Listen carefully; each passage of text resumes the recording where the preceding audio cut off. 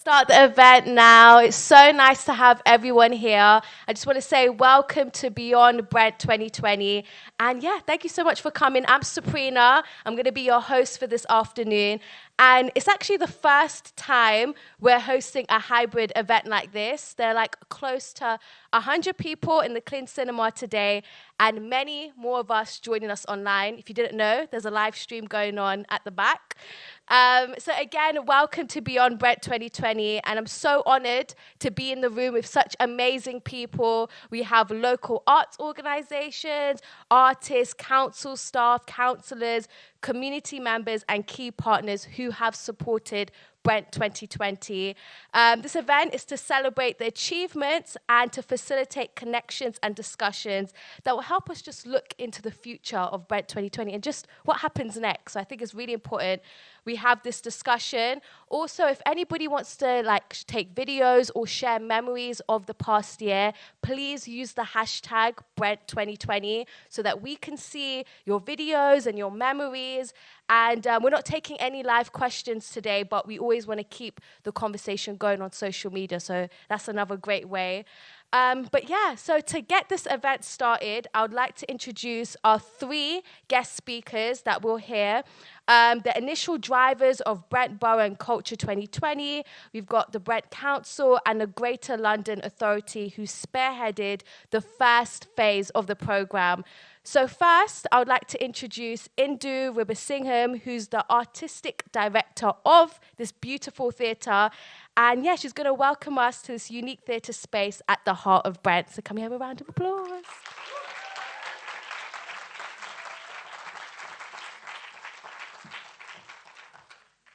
Hi, I'm Indu, and it's a real great pleasure to be having this event, but more so because I remember the launch at the end of 2019, which was here, and little did we know what was going to happen.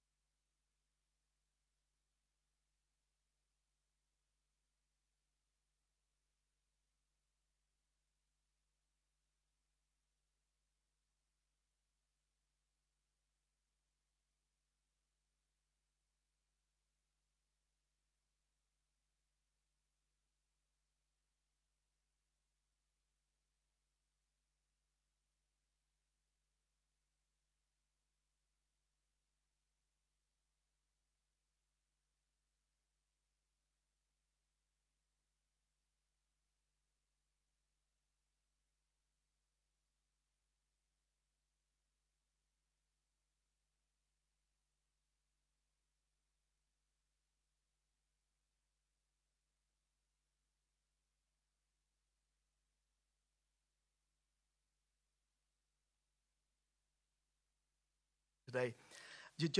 I remember the launch event we had here in 2019, right? At that time, right, I wasn't allowed to come on stage. There was something called a bloody election taking place, right? And and I was stopped from being able to come on stage and say something. But do you know what? Today, right, I stand here, right, and I look at what we have achieved with the Borough of Culture.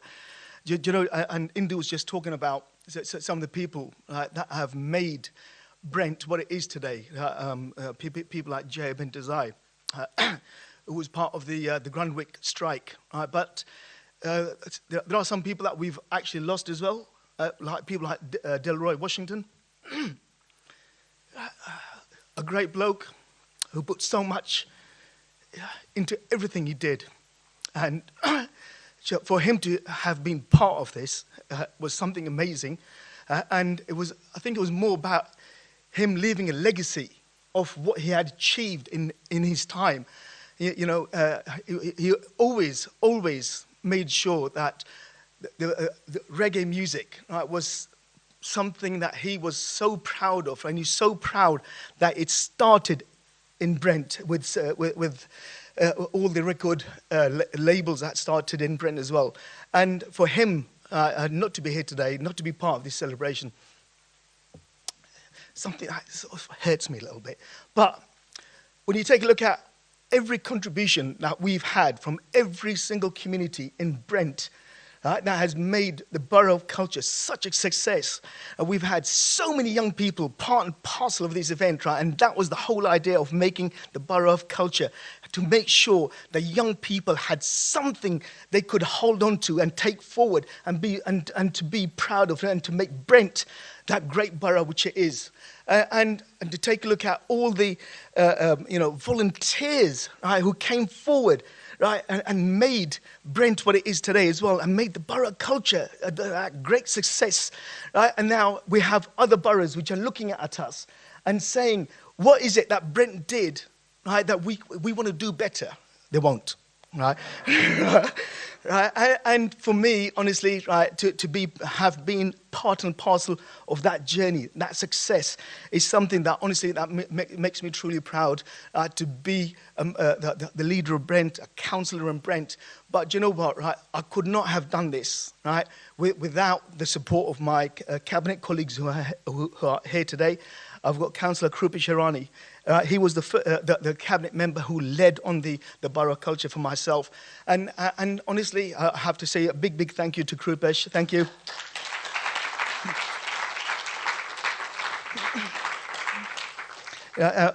He led on the work. And I've got Councillor Neil Nerva, who's now taken on the legacy to make sure it absolutely continues to be the success it is. And do you know what, right? It would not have been possible, right, without a lot of the people in this room, right, who have been part and parcel of that journey of making sure that we give something back to the community. I remember just talking about what we did in 2010-11, right, when we had to make so many cuts in the council's budget. And we had to take away the funding that we provided to our communities in relation to culture and heritage and everything else. And even to this day, 10 years later, people still have a go at me for what we did at that time. But you know what? The Borough of Culture has given us an opportunity, right, to reconnect with our communities, to give them something to aspire to, something to hold on to, something to demonstrate the positive things that we have in Brent. And the positive thing is all the different communities that make up Brent. And and the last thing for me, right, is that this would not have been possible without the contributions of all our sponsors, right? And they have made it absolutely possible to make sure that the Borough of Culture has been that success. And also I want to say a big thank you to the GLA and Sadiq Khan and the Mayor of London for having that trust and that confidence in all of us to deliver the Borough of Culture. And we're here today to talk about beyond 2020 because I know we will continue to deliver. I want to hand over to Shona.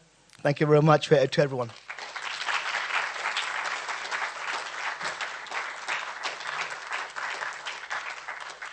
Thanks, everybody. Great to see you here, and hello to those online. Really heartfelt words from Mo. Thank you, Mo. Today gives me a really precious opportunity to thank all of you for your determination and resilience in the face of everything we've experienced over the last 18 months. Despite this, you've made Brent 2020 a massive success, and I'm truly in awe of everyone who's been a part of that. Culture is going to play a huge role in London's recovery from COVID-19, and London Borough of Culture, the Mayor's flagship programme, is key to that with its ambition to open up culture for all Londoners. For people of all ages and backgrounds to experience and make culture on their doorstep, and for councils to reimagine the role that culture plays in the successful delivery of their services. And it's working. London Borough of Culture has shown us the genuine power of culture to transform people's lives, reimagine places, raise confidence, and create civic pride. It's shown the power of collaboration. The programme overall has involved more than 2,000 artistic partners. It's raised nearly £19 million from over 20 programme funders. It's worked with 208 schools, and it's created 1,500 volunteers.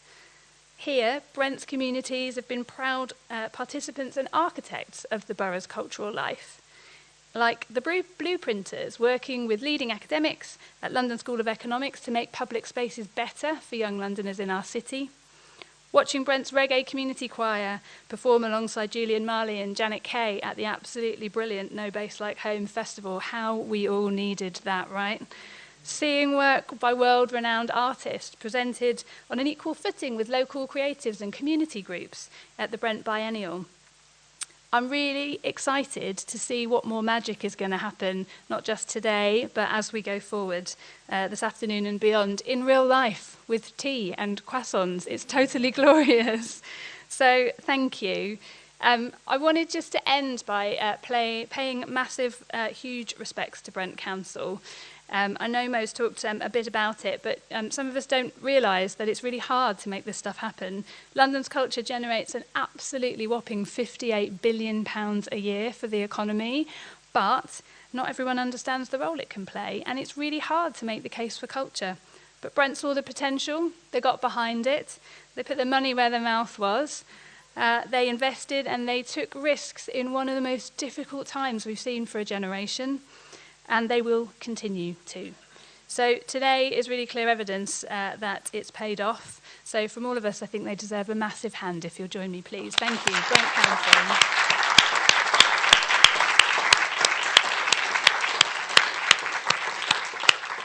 So that's it from me. Thank you very much. And back over to Sabrina. Thank you.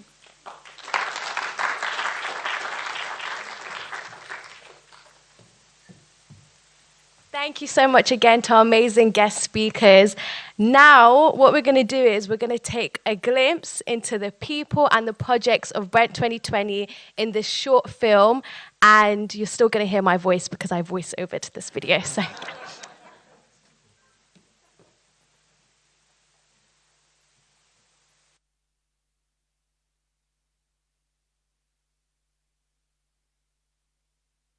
This is us, Brent. And this was our year 2020. We were the Borough of Cultures, and we started with such hopes. Together we rose in our stadium higher than we'd ever been, ready to tell our stories in our words, ready to sing our songs. And then we stopped. And this was the Borough of Loss, the first place survivors came and the worst it hit. And this was the Borough of tears and grief and silence. And then this was the borough of outrage, of solidarity, a fuse lit far away, exploding here in our streets. That so many of those we lost were black and brown and ground down. What could we do? How could we celebrate in this shadow? We did what we've always done.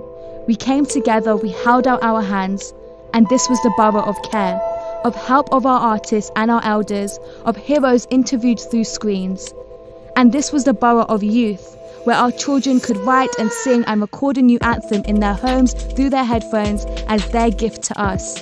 And this was the borough of art on the street, a whole new biannual appearing overnight in the libraries and the laundrettes, on the bottles of fizzy drinks, adorned on the walls themselves. And this was the borough of bass, an entire reggae festival streaming live in our homes, through our phones, in our bones, shaking our kitchen tables. Most of all, this was the borough of the future, of our proud young people demanding that finally they are seen and heard. When all is said and done, we still did it. We, the people, made this year of culture happen anyway. We built it between us even though we were apart, we celebrated each other. We are 100 different languages, 1,000 different skin tones. We'll sing again in our temples, in our pubs, in our stadium. We'll speak again on our high roads, in our libraries, on our noisy tube. Now more than ever, now louder than ever. Because this is not just a borough of culture. This is Brent.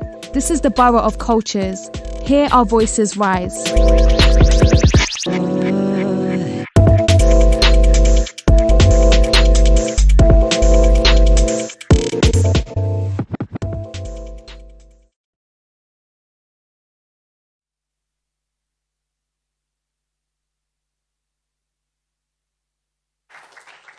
Wow, we really done a lot this year, and it was so nice just looking back at that and just seeing what we've achieved.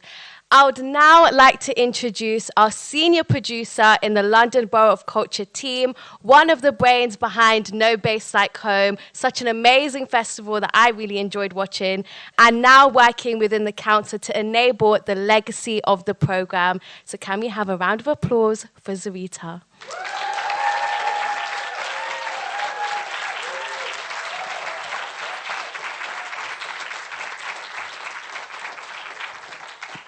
Hello and welcome. It's so lovely to be here and actually hear live applause and not be in a little box. Thank you all for coming this afternoon, and for those of you that are watching online, thank you for being with us this afternoon. So as Sabrina said, I was a senior producer in the Borough of Culture team, and I am now the Brent 2020 Legacy Manager within the council, working across the organisation with our organisations to ensure that we embed the legacy from the programme. I'm going to take you through a few slides which kind of looks at what we did and how we did the Borough of Culture programme. I mean, I don't have the whole afternoon to go through that, so I'm going to try and keep it brief. But I guess one of the things that I always get asked, or people always remark to me when I talk about Borough of Culture is, oh, wasn't it such a shame you didn't get to do your year? Oh, I felt so sorry for you. And whilst, yes, there was a pandemic, and we know how that impacted all of us, actually, we delivered a bloody brilliant programme under hard circumstances. So I'm going to talk you through some of the highlights and then talk you through the learning and what our next steps are. So there's a phrase that you probably should all know really well, and I'm going to say it for the next 5 slides. Next slide, please. So, Borough of Culture, not just a borough of culture. We are the London Borough of Cultures. And I think it's really, really key to say that we as a borough, there are so many different communities, individuals that make up who Brent are. And right at the beginning of the programme, we always knew that this was a programme about Brent. And it was a programme that we really wanted to bring to life through the stories and the individuals and the people. And through consultation that we did in the very, very early phases of Borough of Culture, the term Borough of Cultures was what was adopted. It came up through the consultation, and it was really, really important for us to make sure that we lived that through the programme, but it also became part of our brand as well. And I guess when we talk about Brent, or when I think about Brent, our culture is in our communities, our assets are in our people, are in the place. These are where the stories are. And so for the Borough of Culture programme, it was really important that we had that opportunity to peel back and tell some of those hidden stories, but also young people front and centre of this. So it's an opportunity as well for young people to really get involved and support us with shaping the programme and take it and own it. And I guess the other thing is around building a cultural legacy. It was never meant to be about a one-year programme. It was about how we were going to affect change, how we were going to change attitudes towards culture, how we were going to actually really reclaim what does culture mean. Next slide, please.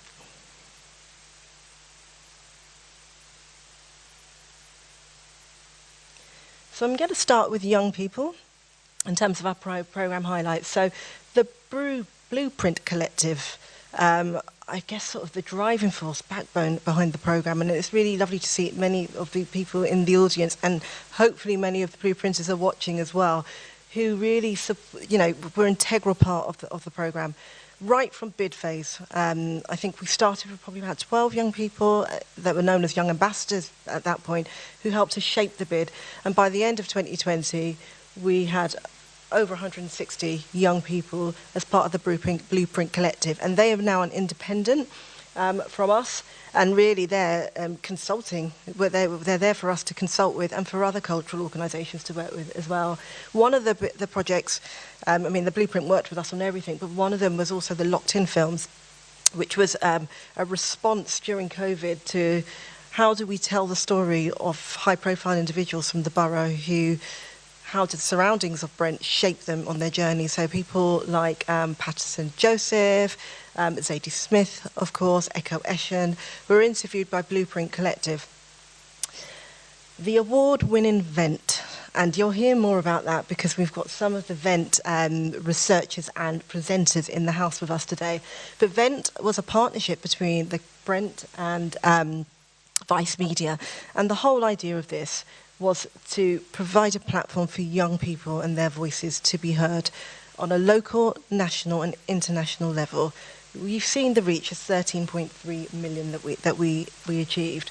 But I think really most importantly around Vent, and what I felt that it really allowed that space for those really difficult conversations that I guess as adults we're not really used to listening and engaging in that conversation with young people. And Vent allowed that space for that to happen. And also off the back of what was going on in the world, what was happening also much closer to home in Brent, the pandemic, the uprisings, it really created that space to have those conversations. And as I said, you'll hear a little bit more about Vent later on. Seen and Heard, a partnership between LSE Cities and Quintain, an opportunity really for young people to shape decision-making and influence policy around how public space is used. And it's an amazing project that we're really, really proud of and continues to happen now. The Agency, a project which was based right here out the Kiln Theatre, was the opportunity for young entrepreneurs to pitch ideas around social value within their local community. There was hundreds, I think, that took part, and then whittled down to 12 pitches, of which 4 were commissioned. And those commissions included things like zines, podcasts, and oral histories as well. And then the Anthem. So the Anthem for Brent, an amazing partnership between Brent Music Service and the Royal Philharmonic Orchestra. We're beavering away in the background doing this amazingly, and I can see Caroline smiling at me, but an amazing project. 8,000 young people, coming together to do this online. I actually don't know how the music service did this, a huge achievement. And as of Christmas, there was 10,000 views, I think, and it's probably doubled since then. And something we're really proud of, and I'm sure the young people involved were really proud of it too. And then, just finally, the education programme. So the education programme saw us working with schools, educators, so across all of our schools and settings. 77% of schools were engaged in the programme, but also what it created was an opportunity to pull together educators in the form of a cultural leads network. And it is this platform that we're building on the legacy for the local cultural education partnerships. Next slide, please.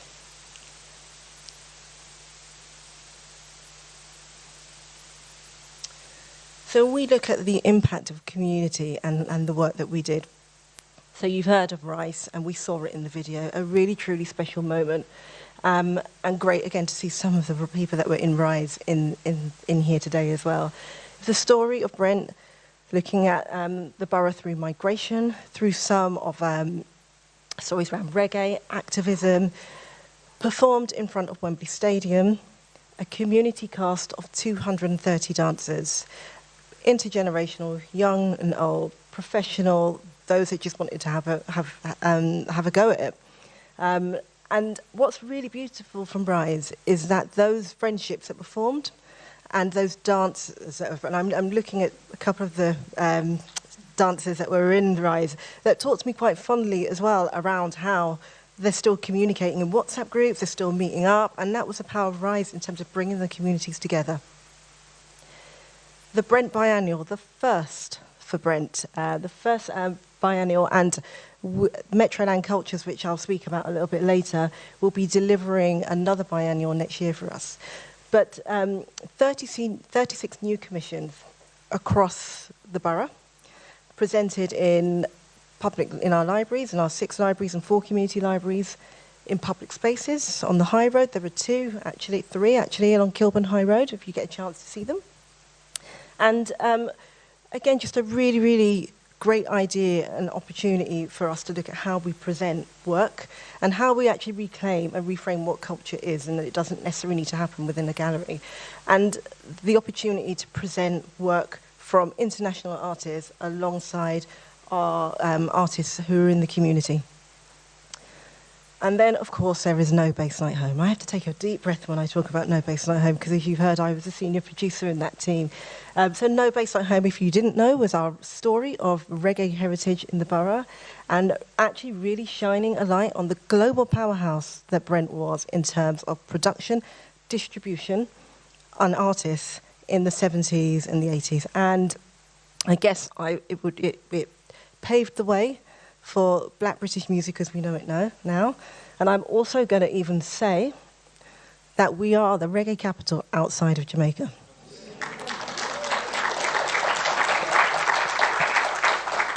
And I'm going to just spend a little bit of time on No Bass Like Home.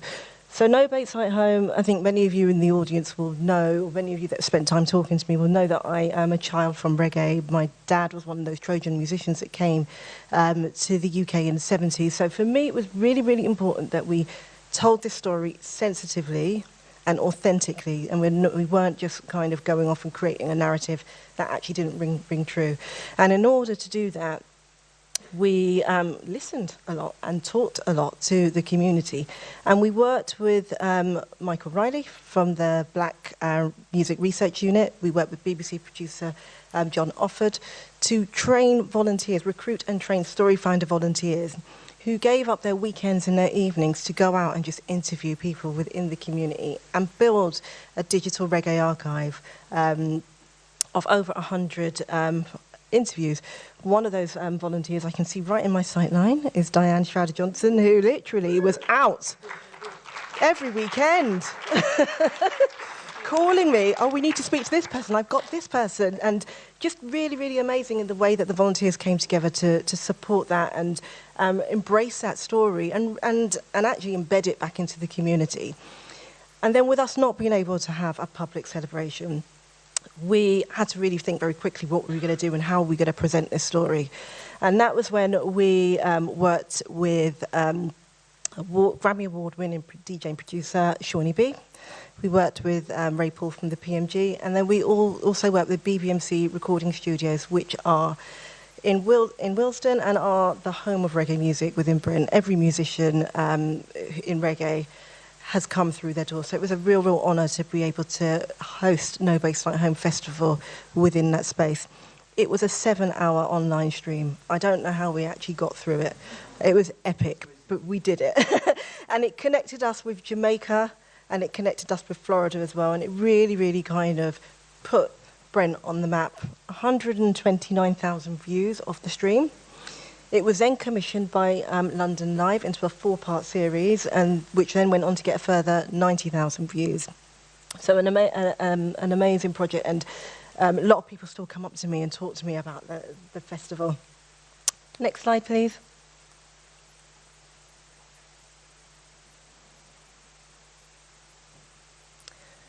So, volunteers and our community advisors. This beautiful picture up here of Pamela and Seneca. And Pamela is here. Actually, when I said to her, you're going to see yourself on the big screen today, she was like, what? No. But again, we couldn't have done what we did and delivered what we did without the volunteers. They were there, giving up, again, their weekends and their evenings to support us, whether that was supporting us with shaping the volunteer programme, interviewing new recruits, training new recruits, being there on event days. Even when we hit the pandemic, they were supporting artists online who had to transfer their work online. They were hosts at the Brent Biennial. They were story finders. Just absolutely amazing. And as well as the community advisors, again, the advisors, they sat on our community engagement boards with us. They held us to account, really. They supported us. They helped us steer the programme. And they were an integral part of the Culture Fund and the way that money was distributed to different projects within the Culture Fund process. So, a massive thank you and shout out to the volunteers and the community advisors, because we couldn't have done the work that we did without you.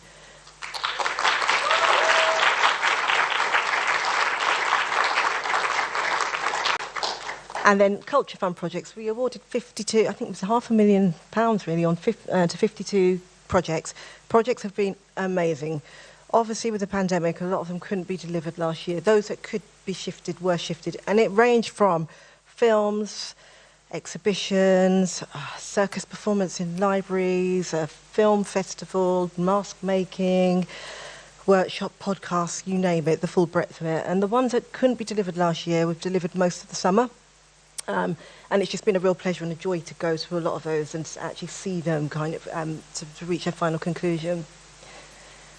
And then we developed an artist network of just under 500 artists. And the role that we provided with the artist network was supporting them, really, in terms of making partnerships, connections, collaborations, but also opportunities for funding and workshops. And it played a crucial part when we went into lockdown, because, as you will know, a lot of our artists who work freelance lost a lot of their income. So that space to be able to support them with next steps was really, really crucial.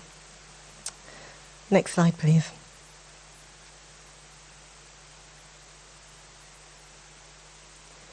So that was a bit about the programme. Here are some of the key things that we've learned from there, and you've heard me talk about all of these, so I'm not going to spend too long on this slide, but community engagement. There would be no programme if there wasn't the community, and I think the thing that we, as a borough, and particularly as a Borough of Culture team, what we really prided ourselves was listening and getting out there in the community. We were everywhere all the time. I actually don't think we slept for the 2 years that we were working on the programme, but the real importance of listening and partnership work is what we've learned, and we want to make sure that we continue on that journey, not just in terms of culture, but across the whole council as well. I think the value of culture has shifted, both internally and also across the borough. You know, what is culture and who gets access to culture? Those conversations now are really fluid, and it's something that we want to continue working and building on. Collaboration, co-production, it goes without saying, and you can see it throughout the whole programme. That was the way that we worked, and that is the intention, to continue working in that way.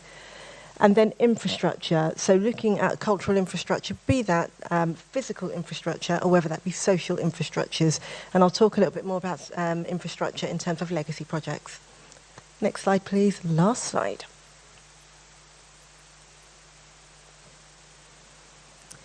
So in terms of the big, the first sort of big things that we've come out and said that we're committed to doing. So there's an investment to Metroland Culture. So Metroland Cultures was a charity that was set up to deliver the Borough of Culture programme, and now continues to deliver a visual arts biennial and a music biennial. They're independent from the council, but the council are investing into Metroland Cultures. And there are some of the Metroland staff within the audience. So if you are hanging around, do stick around, and Metroland staff, do your intros. We're establishing a local cultural education partnership. So I talked about the education programme, and this is a real opportunity to ensure that every young person in Brent has an opportunity to access culture, that every young person in Brent who is interested in a career or training in creative industries can get that opportunity, and the Local Education Partnership, or LSEP, will be there to facilitate that, but also to support our educators as well across all of our schools and settings, to support them to embed culture and creativity in their ways of working and in the curriculum. Creative spaces. So one of our first sort of, journeys into repurposing space is Metroland Studios, which was an old doctor's surgery, and the council were investing in security to keep it open, but actually we've repurposed that money to turn it into artist studios, which I believe is 14 artist studios, and it's free for the artists to use, and Metroland Cultures are managing that space on our behalf. But we're also really committed to bringing on more creative space, be that permanent space over the next 3 to 5 years through artist studios, through some of the bigger developments that are coming on, but also meanwhile space as well. But also really looking at how we use space. So, our parks, our open spaces, our high streets, what does that look like, and how can we support it with culture? And then the artist network. So I talked about the artist network before. We're in a space now where we're really wanting that artist network to become an independent organisation, and we're at the beginning of those conversations with the artist network around how they take that forward and lead it. So it's a network for creatives by creatives. So these are the first 4 things. It doesn't end there.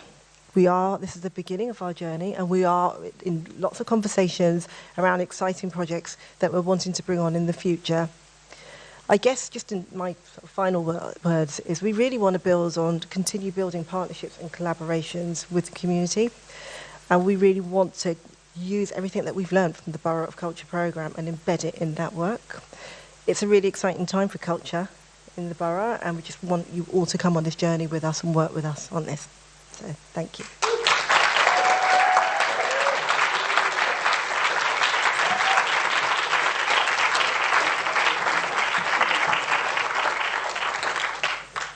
Thank you so much, Sarita. That was an amazing presentation.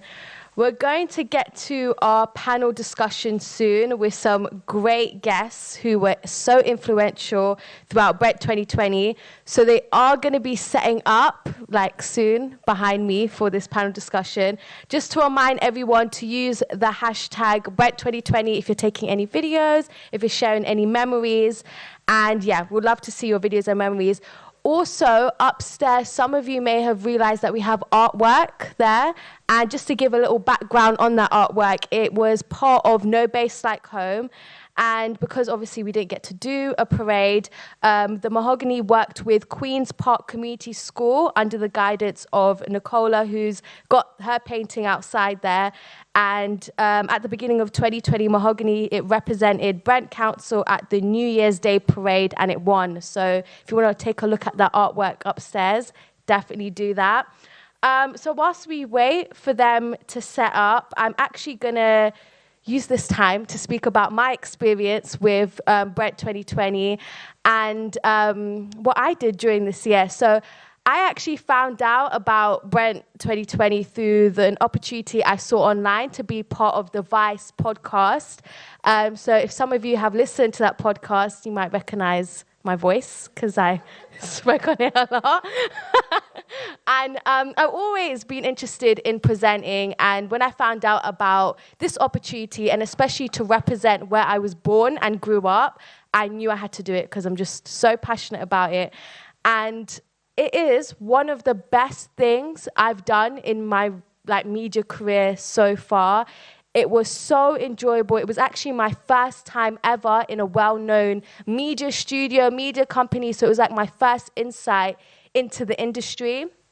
And it was just an amazing space for young people to speak about our experiences of just growing up in Brent and speaking about a lot of topics that we don't really get to speak about. And sometimes it was really funny. We had an episode on star signs, and it was just really funny just speaking about our experiences. But it also got emotional at times because we spoke about heavy subjects, just about where we grew up and how maybe our upbringing affected the way that we are today. And it was just deeper conversations. So yeah, but the cherry on top is that we actually won awards from this podcast, which Moeed will probably seek out soon in his panel discussion.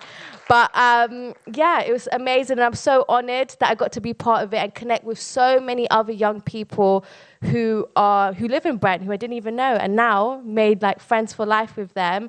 And yeah, I would say the best part of being part of this is seeing how many cultures there actually are in Brent, and doing this and coming together and sharing our differences and embracing it and celebrating it. So yeah, that was amazing. So anyways, enough speaking from me. I'm going to hand it over to Patricia, who is going to lead this panel discussion. And yeah, I'll let her explain more about that. Thank you.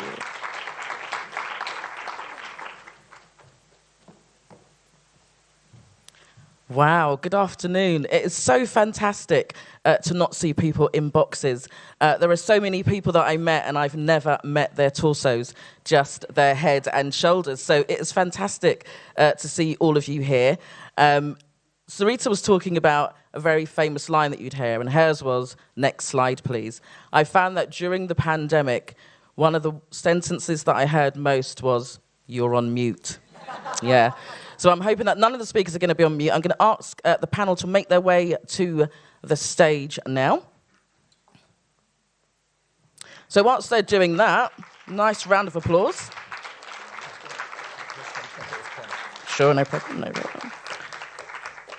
Whilst they're doing that, I think our mics are going to be switched on shortly. Let me just introduce myself. So my name's Patricia Wharton. I'm affectionately known as Blaze. Lots of fire, lots of energy.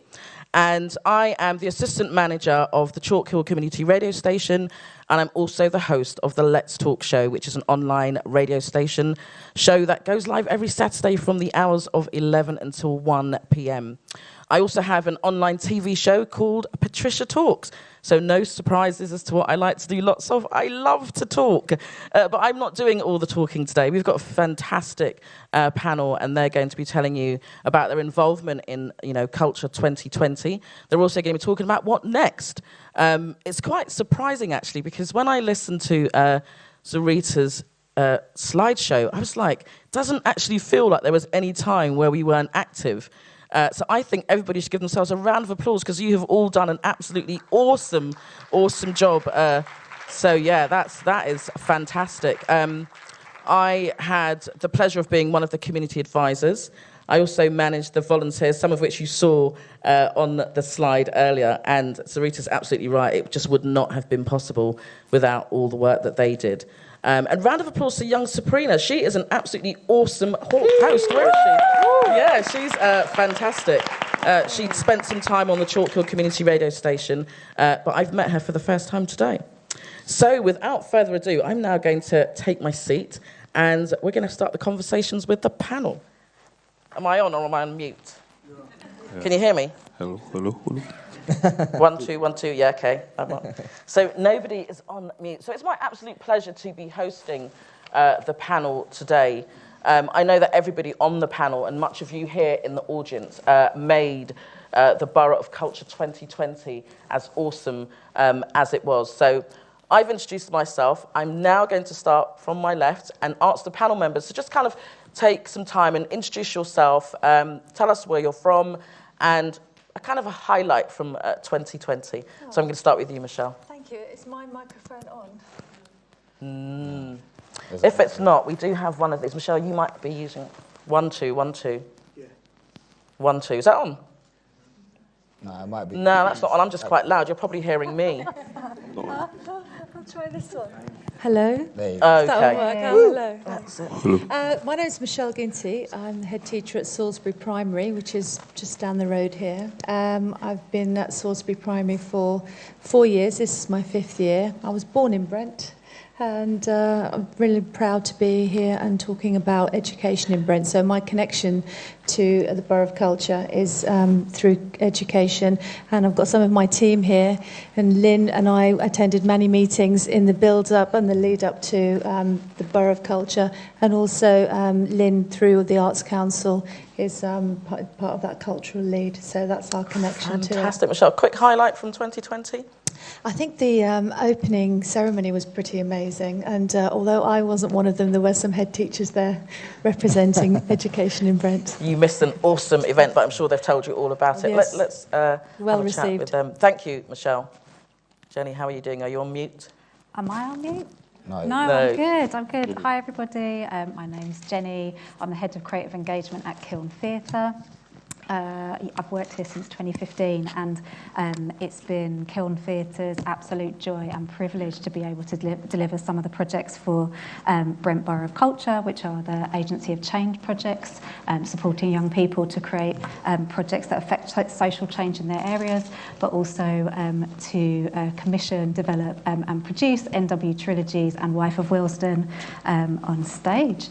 And I think the main highlight for me was honestly working with the young people on the agency projects, who really kind of throughout all of the lockdowns, their commitment to creativity and their sheer kind of determination to continue progressing and develop their projects was inspirational to me, but I also think it was inspirational to the wider kind of Kiln team, and really kind of lifted us and supported us, and it just kind of shows the extraordinary young people that are living in Brent today, and that it's just our absolute privilege to work with them. So that's my highlight. Fantastic, I love that. Thank you, Jenny. So Moeed, you're up next. Hi everyone, my name is Moeed. I'm a podcast producer and a presenter. When it comes to working with London Borough of Culture, I was on the event podcast project, working with Vice and Brent, obviously born and bred in Brent, lived in Willesden, now I live in like the cusp of Kingsbury and Wembley, and truly love being here, growing up here where I came from. My highlight is, my personal highlight is obviously winning Podcast of the Year with the event. That deserves a round of applause. Awesome, well done, fantastic. Yeah, a bit of a very, very surreal moment, you know, sitting amongst all these people. Fern Cotton was sitting in front of me. I used to watch when I was a kid. I don't know, yeah, very, very odd. And even like ZZ Mills and the sideman, as he calls himself, like awarded us. But you know, when you're in this mode, I just completely blanked them and I walked straight past them onto, it was very, very weird. But actually my favorite, like the thing I witnessed, which was my favorite, was the opening ceremony rise, man. Honestly, like goosebumps. I think I cried a few times as well. So that was, my favorite part, yeah. Thank you, Moeed, and well done. Congratulations, that's awesome to have got that award. Fantastic. Well, Dada, you're up next. Yes, I am. Oh, I'm on. My name is Wada, and I am one of two artistic directors of a dance company called Fubu Nation. We're Brent-based artists. Kind of creating work in contemporary dance, and really have the ethos of trying to carve out a lane for dancers of colour in contemporary spaces. For me, I think some of the highlights of being the Borough of Culture was working with Southport Dance Company in facilitating Rise, which was the opening ceremony. I think more so, we were one of the 52 recipients of the Culture Fund that Zarifa mentioned in her presentation, and we got to put on, we were one of the ones that carried it over into this year, but we got to put on a week of free dance workshops for dance professionals and community members, and kind of trying to integrate those two worlds. And I think my partner over here, who will introduce himself shortly, would agree that it was a beautiful and magical week. Absolutely, well done. Thank you, Wada. Next, Reese, it's you. Hey everyone, everything Wada said. I'm Reese. I was born in Kilburn, I'm from Kilburn, so I've always lived in Brent, contemporary dance artist. We created this organization to kind of inject contemporary dance back into Brent. We grew up in the area and done quite a bit of youth workshops, and we find that now that we've grown up, we don't really have that much opportunity to share with the youth or just people in general. So I think that's one of our missions here today and beyond, if we're talking about the future of Brent. One of my highlights was also the Brent 2020 opening ceremony, but there was also a Brent Artist Network social. It was like a social networking event. And it was one of my highlights because we met a author, Rose Rouse, and she's the head of a social enterprise called Advantages of Age. And it was kind of a conversation that we had at the event, but it ended up being projects that we submitted for the Arts Council and received funding for, and ended up doing this year in June. So yeah, that was one of my highlights, which was kind of a small, intimate moment, but had a really big ripple effect. I love that, because as well as celebrating 2020, of course, we're talking about how we can move forward.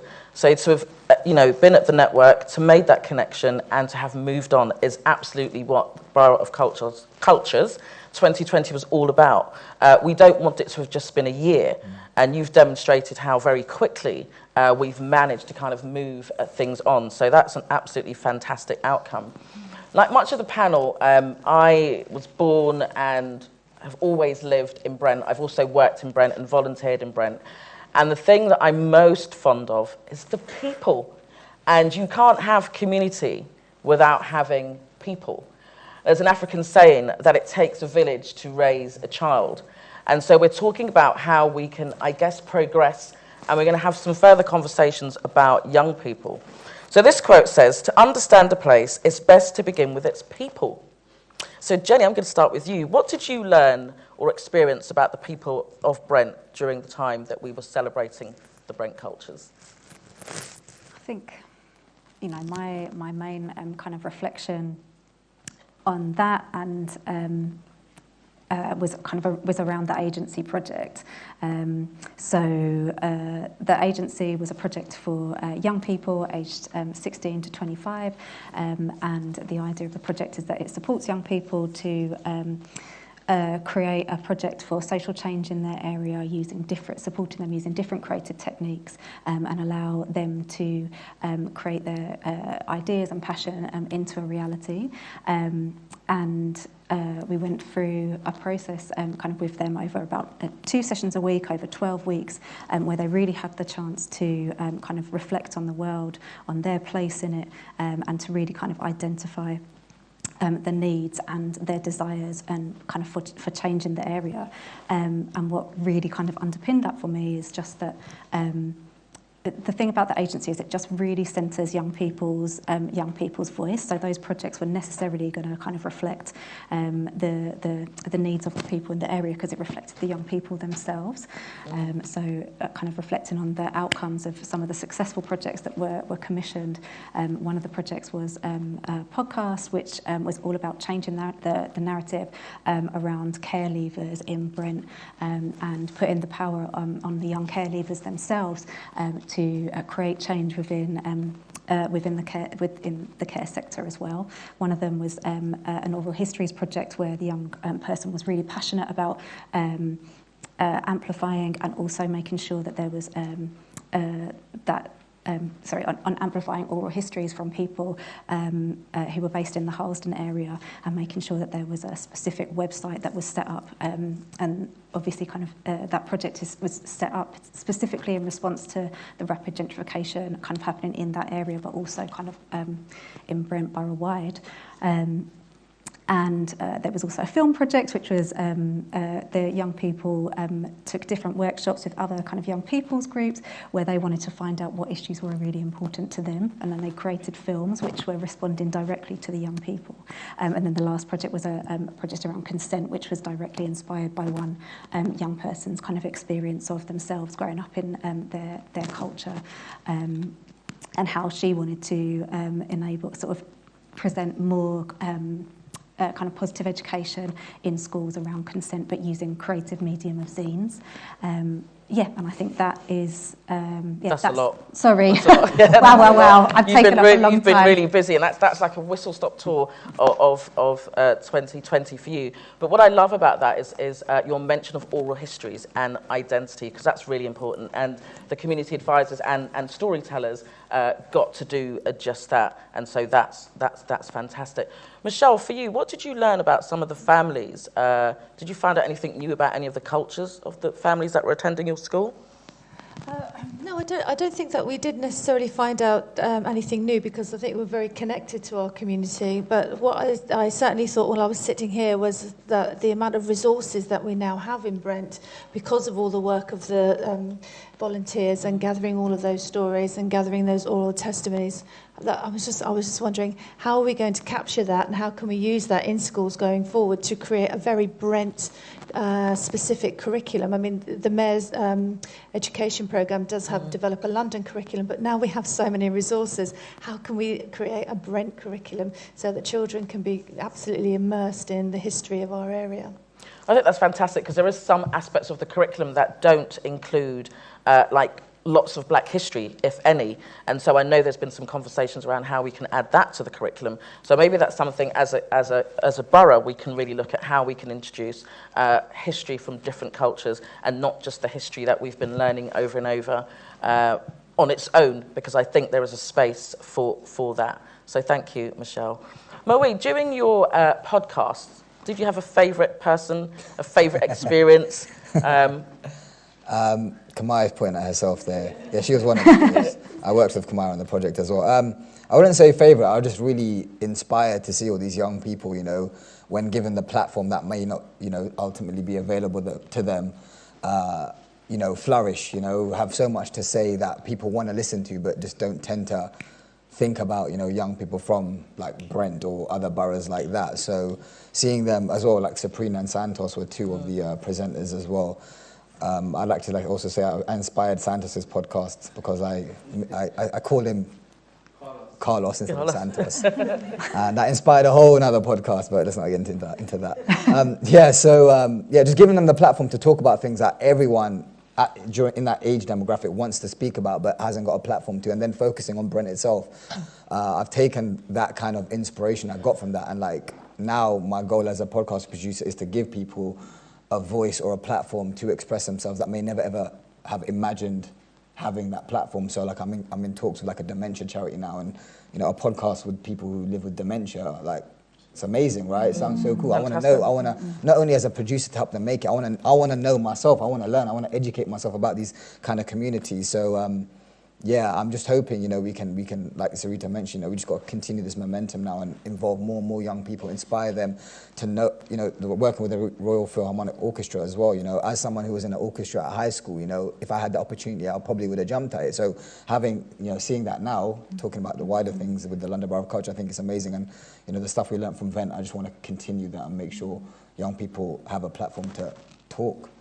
That's great that you're the torchbearer of that, because we need torchbearers, and it's absolutely important to hear the voice of the young person. So thank you for providing that platform so that Carlos can have who's not called Carlos at all, can have the opportunity. And we've seen how awesome Sabrina's been, and we have a photographer there as well. So thank you for doing that. Wada and Reese, I met you when you were rehearsing and getting ready for the massive launch. And there were a number of ages and different cultures within that organisation. Tell us how you found that. I don't know who's going to answer first, but over to both of you. I think the ages point is quite vital, working with everyone from as young as, primary school students to, I think one of our oldest participants was maybe in their 70s. And it was so funny because I think the oldest participant, I think her name was Justine. And she had the most energy out of everyone. Was she the dancer? She was a dancer. She was a dancer, yeah. And she had the most energy. She was so vibrant. And it was just so nice to see that the kind of energy associated with like youth isn't something that's centered around your actual age, your biological age. And I think that's something that we realized doing that project. And what was inspiring was that some of the participants from RISE carried over into the project that we done with Advantages of Age. So it was nice to kind of see the continuation from one project to another and the reoccurring faces that happened throughout that time. Don't know if you want to add. Also, like, more of a continuation was that, some of them also attended like the workshop intensive that we put on through the culture fund that we received, and it really like showed us what Reese is talking about, this building these bridges and creating these relationships and then actually seeing them carry over. And we also recently done one of the 4 commissions with Brent and RPO, Royal Philharmonic Orchestra, and then again to see some of them come down to that as well. It's like it really shows that there is real relationships being built and maintained over time, which is, I think it's really nice for us to see that reoccurring faces, reoccurring supporters. It's great for us. Fantastic, I love that. So we all know, it's no surprise, we were hit by a pandemic, although it's surprising that we managed to do as much as we did. But a lot of us had to switch from face-to-face, being here at the Kiln, to kind of an online and digital working. How was that for you, Jenny? And do you think we can use that now to move forward? Yeah, for sure. I mean, there was so much learning that came out of that period, is one way to put it, I suppose, because, everything shut down and we were all just, what do we do now? Sure.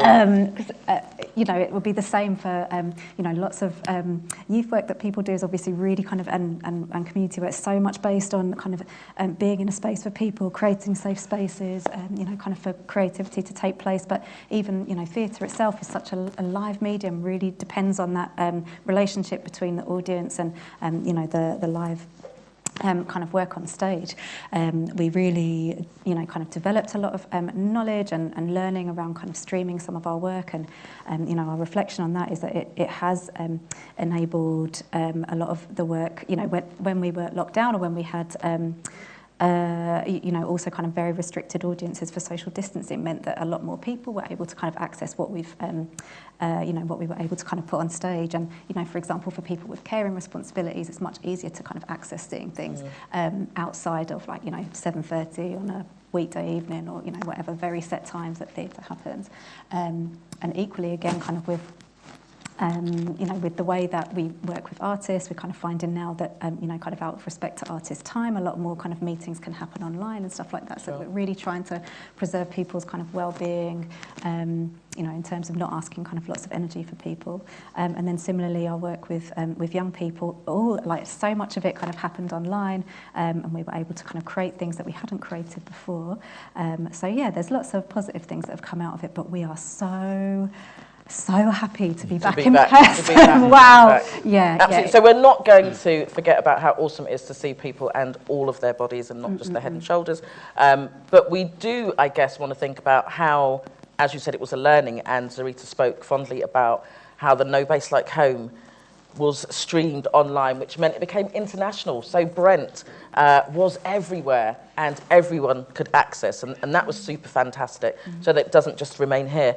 Michelle, for you, unfortunately, schools were closed. I say unfortunately, I don't know, fortunately, unfortunately. Some parents may say fortunately or unfortunately. But schools were closed, and there was the kind of lots, the digital training, and lots of parents had to kind of homeschool for, the academic learning. How could we use the digital world now creatively when you think about all that we managed to do for the Borough of Culture's 2020?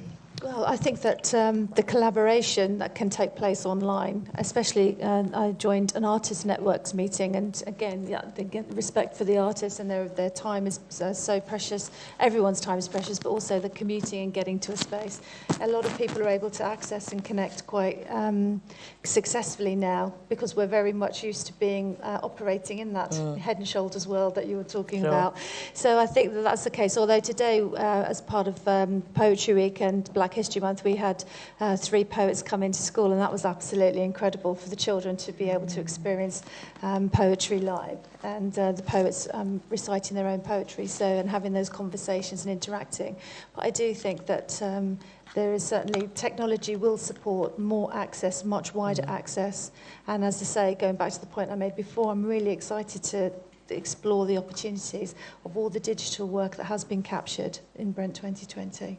Fantastic. So Moeed, were you inspired by, if I can say that, by the lockdown to do the podcasting? Was it something that you had in mind, and what inspired you?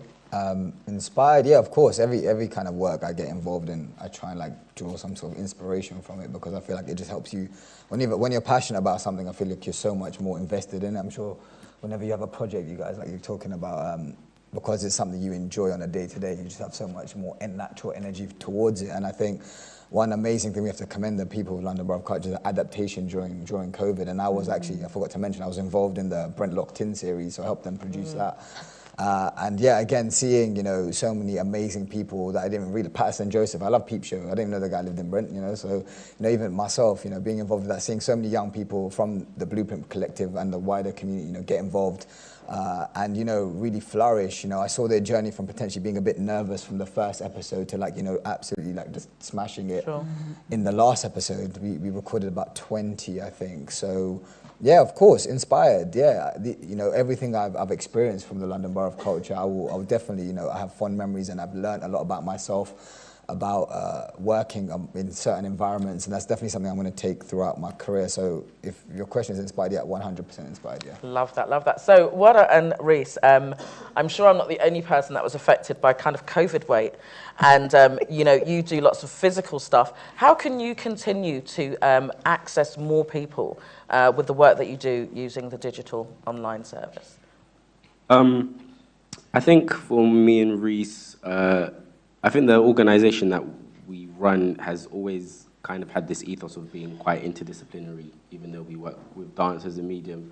We've always, before the pandemic, had an interest in and created work for film and through photography, and as well as live work. So I think kind of being hit by the pandemic made us kind of already focus on the catalogue of work we'd already created that was off stage and not live, and kind of put us in a position where we still had things to be able to showcase and kind of push through online methods, and we were able to kind of contribute and take part in online festivals, and we were commissioned by the V&A to create their first V&A Lates online, and we got access to like an empty V&A museum to kind of make a Wow. film in. Wow, that's amazing. This was all during the pandemic, you know. We also like readapted our stage show Ruins to like a virtual reality live experience, and that's been able to like kind of tour in different countries. And it's weird because you're not on stage and you're not there physically, but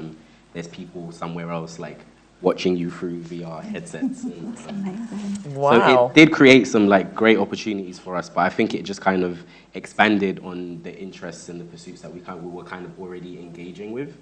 Yeah, I don't know if you want to add anything to that. Yeah, I think the multidisciplinary approach that we have kind of goes across everything that we do. So even the Culture Fund project that we put on, Dance with the Nation, we had around 180 participants come throughout the week to partake in this week of dance with different styles, from like African dance to hip hop, contemporary, and it was catered towards professionals, but also non-dancers as well. So focused on kind of the integration between the two, and that had a part to play in their well-being. But for us, in terms of reaching out to more people for the second version that we'll do of it next year, we filmed a documentary of the week, kind of recording and getting, you know, interviews and the essence of the week from the people there and from ourselves and from our team, so that in promoting future versions of Dance with the Nation, we can, you know, project an image of what it is that you're stepping into. And I think this multidisciplinary approach is a way to get through to different audiences that don't have an idea of what we do, but get them to a place where they feel comfortable, feel like they know what they're getting into before they kind of sign up for something, even though it's free. That is awesome. So you say it's free. You have mentioned that you were one of the organisations that got the funding from Brent. How did that really help you to kind of do the project that you did? How was that a help for you? Yeah, I think, well, the initial idea that we had was in conjunction with the kind of festival that was going to happen on the Kilburn High. And because that got cancelled, we had to like stop and think, do we want to do like an online format of classes? We teach at universities, we teach dance at universities, IRI Dance Theatre and London Contemporary Dance School on the BA course. So we'd already been doing kind of this online format of classes and already have like that relationship. But in knowing that we were going to bring in non-dancers and people that weren't so familiar, I think we kind of stepped back and put things to a side until we could actually get people in the room again, even with kind of social distancing. So for us as an organization, it was a moment where we had to kind of pivot and redecide and focus on the priority, which was really getting people in the room and getting them to experience dance. It may be the first time for a lot of people, or like another time for others. But yeah, I think it was the kind of priority for us to kind of get people in the room. Fantastic. So one of the things that I remember growing up in Brent was there were loads of community centres. And as time's gone on, there's less and less of those. But I think through 2020, what it taught us through the pandemic was how to be creative. And Reese has just really explained that really well. Jenny, I'm wondering what you think about creative spaces. So I've used a barbershop to hold an event around health awareness. How do you think we can be more creative with the spaces that we have available to us now? Oh, wow, that's a great question. Is that a big one? Yeah. Okay, so we spoke about there's parks, isn't there? There's things that perhaps can be done on the street. Do you think of anything that you could do with the work that you do with young people? Because young people are very, very creative. What do you think they might like to do? Yeah, I mean, for me, it's always going back to kind of centering your the kind of design of your project around kind of collaborating with young people and seeing what it is that they want to do and where they might want to do it. I mean, we're also obviously kind of very keen to make kind of that space and resource available at Kiln. We've got a couple of projects where that hopefully is where that hopefully will be the outcome, where we're able to kind of offer the resource of the cinema and the space to ensure that young people or communities have got space to talk about what they want to talk about or present it however it wants to be presented. But yeah, I think that that kind of collaboration and kind of co-design is really key in using spaces that are meanwhile spaces or kind of permanent spaces to be repurposed for culture and for community to be at the heart of directing what those things can be, because obviously the community are the experts, and then kind of partnered with artists, you can bring something really transformational that will really resonate with the community that you're serving. 100%, because I think we saw that 2020 certainly brought the community together, and collaboration is absolutely fantastic, because we are, of course, stronger together. Michelle, next year, moving forward, we've got some awesome events coming up. We've got Euro 2022. The Chalk Hill Community Radio Station have just not long secured a partnership with Wembley Stadium and with the FA. And we're looking at how we can introduce young people to that space. We spoke about No Base Like Home. We ended up at the Jamaican High Commission, which was an absolutely phenomenal event. Was anybody else there? Or was it just me and Zarita? Yeah, it wasn't just the two of us. It felt like it was just loads of people there. It was a great event, and we loved it. And so next year's a celebration of Jamaica independence. What might you be able to do with the students to kind of get them ready for these events that are coming up next year? I think information is going to be key, in that communication across all the schools in Brent, so that we're really clear about what's coming up. I think, going back to your point about technology, there's lots of opportunities to launch that and have communication events online where children in class can either join live communication events, or have the opportunity to look at like webinars, pre-recorded events where it communicates that and starts to build an excitement around the activities that are being planned.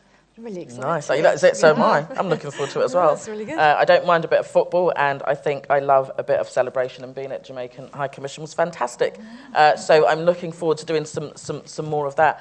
Wada, I heard you talk about dance for people of colour. Is that right? Mm-hmm. Tell me why that is so important to you, for it to be bespoke. I just think for us, kind of growing up dancing and kind of taking a route through like urban dance style, street dance and hip hop, and then kind of furthering our training and going on to train at places like the London Contemporary Dance School and moving into more contemporary dance spaces, you start to see how, I don't know, there becomes a lack of color in the room in certain spaces, in certain environments. And I think for us, it was very noticeable. I think when you're in that experience of it, you can kind of really tell, and you see like who has access to these spaces and who doesn't, and who is fed the information and who is not. And yeah, I think kind of living that experience, I was kind of like always looking around me and kind of questioning, well, why is that? And when you do see like dancers of color, it tends to be quite tokenized, and because of the lack of I think creators of color in those more contemporary spaces that kind of have access to these more elite organizations that kind of have the infrastructure to really propel you in the space you're trying to occupy as an artist, tends to regurgitate the same type of work that's being made and the same kind of stories that are being told. And I think trying to actively come in with an ethos of like, we are putting a big emphasis on being a creator of color and being a black person in a white space means that, we have a slightly different narrative to offer and a different story to tell, and just to add variation and variety to these kinds of programs in these kinds of institutions, so that we're not we're hearing from a number of people, as opposed to kind of seeing the same thing from different people, like kind of cut from the same cloth. So I think that's why it's important for us to actively kind of try and champion that, because I think for us growing up and kind of moving into, like I said, more contemporary spaces and moving into more like elitist organizations, and we stepped into those spaces quite later in life, and had we not maybe had the drive and the resilience to pursue it, maybe we wouldn't have, because technically like we started quite late for a dancer in training in contemporary or in ballet, or purely because we didn't have the information as to where we can access these kinds of opportunities.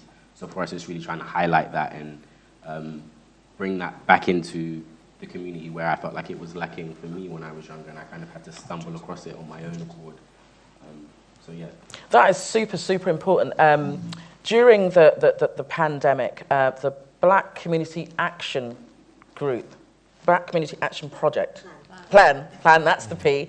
The Black Community Action Plan was set up because many people who black and minoritized felt that, and it's fact that we're often underrepresented in all of the spaces that you've just described.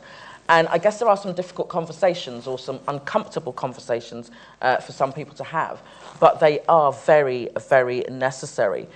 So before I go to Marie, Reese, was there anything you wanted to add to that from your perspective as a young black male growing up in Brent and trying to access some spaces?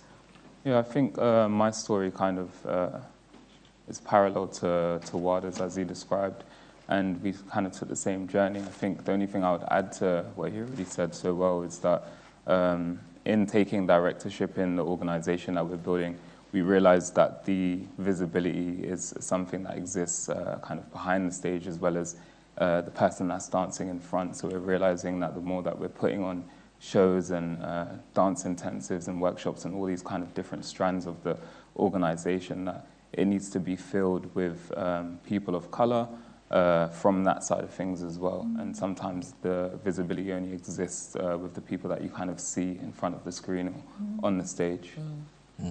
Fantastic. Moeed, let's go to you. What has your experience been in your industry, trying to get into certain spaces? What has that been like for you? Very, very similar to Wada and Reese, to be honest. And I probably should have mentioned this, I was a recipient of the Culture Fund as well. Oh, nice. Yeah, sorry. That important point to mention. Yeah, I should have mentioned that, sorry. And yeah, so I started, I started something called the South Asian Creatives. Which Tell us about that. So again, similar to these guys, I found it a very meandering route trying to figure out what I wanted to do and whether I was good at something, and not having many people to kind of look up to. When I was younger, I was watching Lizzo in Newsround and Connie Huck on Blue Peter, and then Reggie Yates eventually, stuff like that. These are the kind of people I was like, right, you know what, man, if they can do it, I can do it too. And so eventually, thankfully, I got my first creative job full time when I was 28 years old, and that's not a bad thing. It's just that it took me much longer to kind of navigate myself there. And it was with Vice, and I was like, right, okay, mad. Down the road, I was, I worked in retail, down the road from the Vice office. So walking by that, I probably served half of them. I worked in a poke store, so I probably served half of them poke, not knowing that you might be going to be my colleague soon. So. Trying to take that blueprint that I've kind of formulated over years and hoping to pass that on to the next generation of young ethnic people from Brent, and maybe helping them fast track or skip hurdles that I had done or mistakes that I had made, and get to and understand that they can this is a viable career for them. Dance is a viable career. Singing. Again, like these guys said, behind the scenes, not everyone wants to be in front of the camera. Someone wants to be a director of photography. Someone wants to be a camera person. Someone wants to do lighting, sound, all that kind of stuff, making, people understand that it's just an option. You might not want to pursue it, but they just need to know that, this is a thing you can do. You don't have to, university, I'm an Asian guy. I dropped out of university twice for no reason of my own. I was, wasn't very well. But, even now my grandpa's like, when are you going back? I'm like, yo. chill out. But as just allowing them to understand, as well as university, there are courses you can take. There are, apprenticeships. There are options you can choose from. And just allowing them to understand that that is an option in itself is a massive step forward. And then whatever they choose to go down, they wholeheartedly know, I've explored every option for myself. This is what I want to do. I can put all my energy into that. I think we're very similar in that that's kind of what we want to lay that foundation down for the next gen. I think you guys are awesome because you are the Reggie Yates. I like Reggie. I don't know. Yeah, it's right. You are, you are the torchbearers. You are the ones that's opened that door for so many people, some of which are here today, to know that actually there is space for everybody in these different environments. And you've been brave enough and you've had the tenacity and you've kept going. And I'm sure that you would agree that the London Borough of Culture has helped you with that to move forward. So we're going to be wrapping up soon. So I'm going to give you guys a bit of a break. But I'm going to start with Michelle and Jenny. And just if you had any kind of, 3 wishes or a wish or a wand, or you could just have something going forward on the back of what we've spoken about today and, your experience of the Borough of Cultures, for your school, for your organisation, what would you like to see happen? Well, I'm really quite inspired listening to my fellow panelists here, and I think that really we have to learn lessons and try and create a situation where those pathways exist and children are able to identify them much earlier on in their academic careers, and so they start to make those kind of decisions and not find themselves going to university and doing something that feels might be right, but it's not right because that's, you know, they feel like that's the only option available to them. I think it was when I was talking to Zarita, and I was just thinking, I was saying, you know, I just want, or maybe it was Camille, I just said, I just want every pound to ripple into the future, and every pound that we spend just ripples into the future and creates those talent pathways for children, so that, yeah, exactly, they're dancing at, or singing or directing or acting or whatever it is that they want to do, whatever version or whatever aspect of the culture they want to be involved in at the highest level. Thank you. Jenny, your wish. It's not my command, but you can just put it out there. So it's your wish. No, I really definitely hear what Michelle's saying. I think that, I really, really support that. And we've got lots of things coming up at Kiln about how we can kind of support young people into creative industries. But I think one thing definitely for me kind of using Brent 2020 as a springboard is really about making sure, hey, this is from like a Kiln and Jenny point of view, but just make sure that we're really working with all of those as many brilliant Brent-based arts organisations as we can that really reflects the creativity in the borough and the heritage of the borough, to make sure that the young people that we're working with see themselves reflected in those kind of artists that are leading the projects that they're working on. So that's my wish. Thank you. So, Mawid, we're not sending you back to uni, but we are giving you some wishes. What would you like to do with your wish? What would you like to see? I suppose just echoing what I've said throughout the thing, I just want to make sure that young people have an understanding of the options that are available to them. Understand that, you know, if you want to veer off the mainstream and, you know, what everyone else is doing, it's okay to do that. Understand that, you know, there are things out there and people you can be like, and not everyone is out of reach. And so I suppose create a platform for them to communicate with those people that they may feel are a bit out of reach, or they will never ever speak to, or they'll never be in the same room as, you know. Sure. Just make them understand, or not make them, but get them to like, help them. Understand. Allow them to see themselves in these spaces, because it's only right, you know, and everyone has their own voice, everyone has something to say, and just allowing them to kind of like amplify that for everyone to hear. Thank you. Wada? I think it's something that I heard earlier today, which was this thing of like creating access to culture, and I think for me the arts specifically, and doing that by finding ways to invest in our local creatives. I think as a creative, I found that like I had to really find my feet outside of Brent in order to kind of like shape what I'm doing, and it would be great that we don't have to leave our borough to make it, and that we can kind of foster that nurturing here within the borough by investing in our artists and by kind of creating access and infrastructure that allows us to kind of thrive from here and not have to like seek it elsewhere. 100%. Fantastic, because really home is where the heart is, and so I guess if we can start at home and then expand, that would be absolutely awesome. Yeah, bring people into Brent, you know. And bring people into Brent, I think so. Exactly that. We don't want to go out.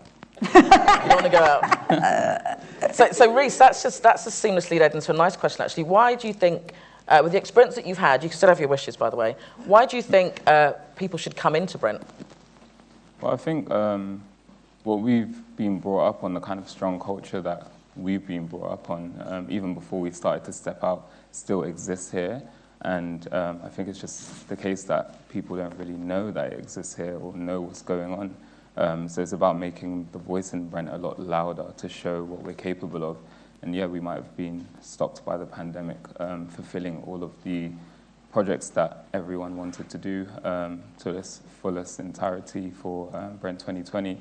But I still feel like there's so much more spotlights that can be put on artists in Brent, and to bring a sense of collaboration with artists that Wada was talking about before, and a sense of union and community, So, Mohammed Bart, if you're looking for an ambassador to promote Brent, I think you've got it here today. So in case you've been looking, that's the connecting. And your wishes would be? My wish is for all of your wishes to come true, and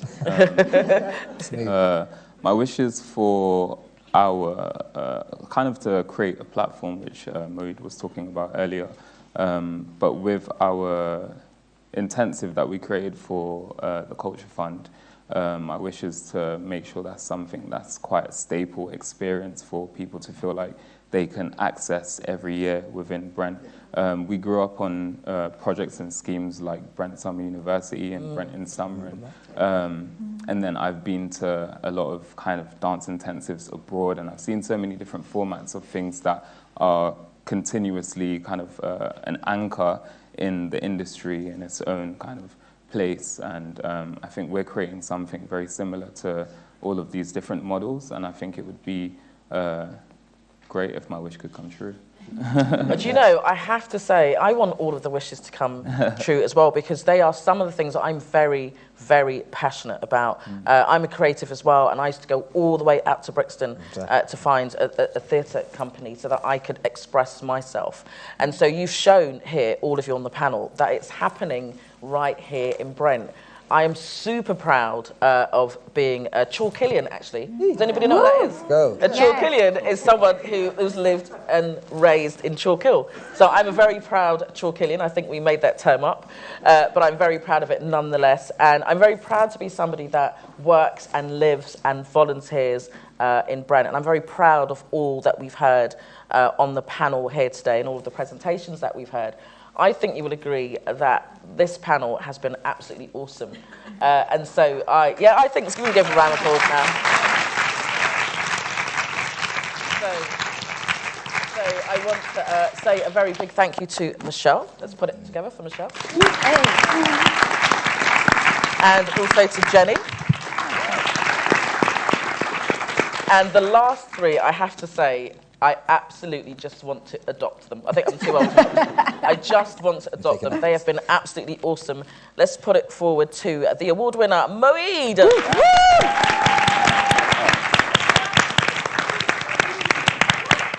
The awesome creative Wada.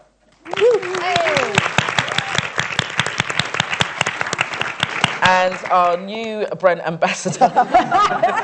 Let's put our hands together for Reese.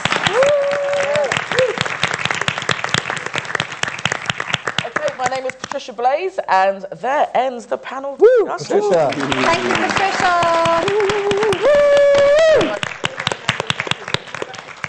Let's bring Sabrina back to the stage. She's super.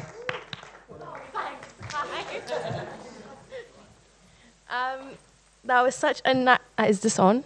Hello? Oh, that was such a nice discussion. Thank you so much to our panelists. And can we have a big round of applause for Patricia? Amazing host. Thank you.